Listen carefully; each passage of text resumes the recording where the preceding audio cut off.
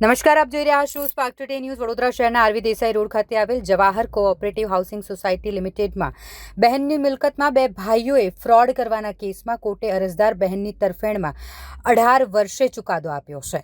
Jawahar Nagar cooperative housing society લિમિટેડમાં રહેતા ભરતભાઈ પટેલે માતાની હયાતીમાં સોસાયટીના રેકોર્ડમાં બે ભાઈઓના નામ ચડાવ્યા, જેમાં ભરતકુમાર પટેલે ગત 15 મે 2000ના રોજ વિલ પ્રોબેટ મેળવવા અરજી કરી હતી. તેના માટે બીજું વિલ રજૂ કરવામાં આવ્યું, જેની સામે બહેન ગંગા સ્વરૂપ હસુમતીબેન પટેલ દ્વારા વાંધો રજૂ કરવામાં આવ્યો. પ્રથમ વિલ બાદ બીજું વિલ રજૂ કરવામાં આવ્યું, જેમાં પ્રથમ વિલ રદ કરાયું, જ્યારે બીજું વિલ ફ્રોડથી કરેલ છે તે કોર્ટમાં પુરવાર કરી શક્યા ન હતા. વર્ષ 2007થી ચાલતા આ કેસમાં 18 વર્ષે નામદાર કોર્ટના ચોથા એડિશનલ સિનિયર સિવિલ જજ BR વાઘેલા દ્વારા હસુમતીબેન પટેલના તરફેણમાં ચુકાદો આપ્યો છે. આ ચુકાદો 2007થી કોર્ટ કેસ ચાલતો હતો અને 2025માં ચુકાદો આવ્યો. અને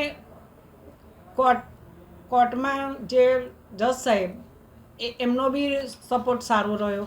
વકીલ અમારા અમિતભાઈ શાહ એમનો બી સારો સપોર્ટ રહ્યો. જગતભાઈ એમનો પણ સપોર્ટ સારો રહ્યો. અને જે કેસ ચાલ્યો એ મારા સસરાને, આજે હું જીતી ગઈ, એ મારા સસરાને આત્માને શાંતિ મળે, મારા સાસુને શાંતિ મળે, અને મારા જે નણંદ અમને ગુજરી ગયા એમને પણ આત્માને શાંતિ મળે, અને મારા ઘરના ભાઈઓ બધાને શાંતિ મળે. આ કેસની અંદર બધાને જેટલા મારા માટે ગયા છે એટલા બધાને આત્માને શાંતિ મળે. અને ખુશી છે મને કે આજે હું આટલા વખતથી કેસ જીતી ગઈ છું. શેનો કેસ હતો? આ પ્રોવેટનો કેસ હતો. અને હું પોતે આવી રીતના કેસ કરવા માગતી નથી કે બે ભાઈઓ હળીમળીને રહે, પણ એમને મન દુઃખ હતું મારી સાથે, એટલે એમને મને આટલો બધો લાંબો કેસમાં મને લઈ ગયા. અને હું પણ એટલી હેરાન થઈ કે આજે હું કેસ જીતી ગઈ, અને મને જે મારા વકીલો, જજ સાહેબો મને એટલી મદદ કરી છે, એમાં મને ખૂબ આનંદ છે. અને બધાને આત્માને શાંતિ મળી, બસ એવું હું ઈચ્છું છું. અને બે ભાઈઓ હળીમળીને રહે એવું પણ હું ઈચ્છું છું. હું પોતે આગળ એવું કંઈ જવા માગતી નથી. ઓકે, શું નામ છે આપનું? હસુમતીબેન પટેલ. આ પ્રોબેટ કેસ આમ તો ઘણો જૂનો, 2007નો, એટલે 18 વર્ષ જૂનો. અને જગતભાઈ દેસાઈ સાહેબ જે સિનિયર એડવોકેટ છે, વાંધેદાર હસુમતીબેન, એમના ઓરિજિનલી એમના હસબન્ડ એમના તરફથી અપિયર થયા. અને તાજેતરમાં જ એનો ચુકાદો આવ્યો છે. અને જે અરજદારની અરજી, એમનો જે કેસ હતો, નામદાર કોર્ટે નામંજૂર કર્યું છે, એટલે કે હસુમતીબેનની ફેવરમાં જજમેન્ટ આવ્યું કહેવાય. ઘણું સઘન વિશદ ચુકાદો આપ્યો છે. ઘણા મુદ્દાઓની છણાવટ કરી છે. 30 પાનાનું જજમેન્ટ છે. પણ જે ખાસ ભાર નામદાર કોર્ટે આપ્યો છે એ સોસાયટી, જે જવાહર સોસાયટી, જે વડોદરાની જૂનામાં જૂની સોસાયટી અને 1960થી, એ સોસાયટીના જે કાર્યક્ષમ વહીવટ હતો એના ઉપર નામદાર કોર્ટે મોહર મારી છે. આ સોસાયટીનો વહીવટ ખૂબ નિષ્પક્ષતાથી વર્ષોથી ચાલતો આવ્યો છે. ખ્યાતનામ સોસાયટી છે, અને દર વર્ષે એનો ઓડિટ વર્ગ મળતો રહ્યો છે.